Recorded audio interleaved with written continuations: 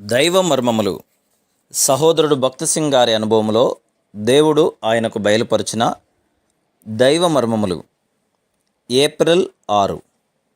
దేవుని మందసము పట్టబడిపోయినందున ప్రభావము ఇశ్రాయేలీయులలో నుండి చెరపట్టబడిపోయెను.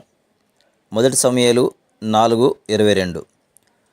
సొలొమోను తాను చేయు ప్రార్థనను ముగించినప్పుడు అగ్ని ఆకాశం నుండి దిగి దహన బలులను ఇతరమైన బలులను దహించెను.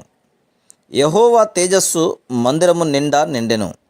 2వ దినవృత్తాంతములు 7వ అధ్యాయం 1వ వచనం. దేవుడు తన నియమములను అనుసరించి పనిచేయును. ఎవరు ఆ నియమములను హృదయపూర్వకంగా పాటింతురో వారే ఆయన మహిమను చూడగలరు. ఆ దైవిక నియమములను నెరవేర్చుట ద్వారా ఎట్లు దేవుని మహిమను తిరిగి పొందినో నిర్గమకాండం 40వ అధ్యాయంలో చూస్తున్నాం. 16, 18, 20, 22, 24, 26, 28, 30, 33 వచనములలో దేవుడు మోషేకు ఆజ్ఞాపించిన విధంగా అను పదములను పదే పదే చదువుచున్నాం.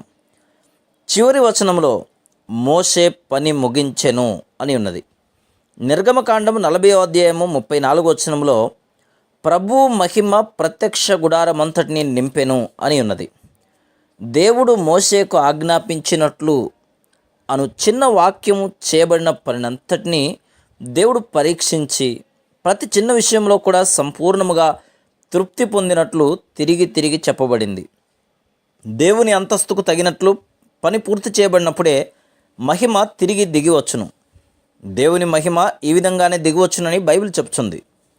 యోహాను సువార్త 4:34లో మన ప్రభువు నన్ను పంపిన వాని చిత్తము నెరవేర్చుటయు ఆయన పని తుదముట్టించుటయు నాకు ఆహారమై ఉన్నది అని చెప్పెను.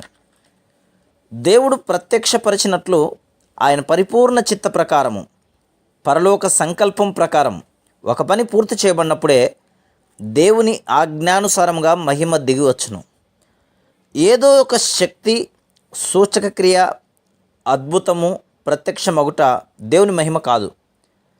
తన ఆజ్ఞను అనుసరించి క్రమబద్ధముగా సంపూర్ణము చేయబడిన పనియే దేవుని పరిపూర్ణమైన మహిమను క్రిందికి తేగలదు.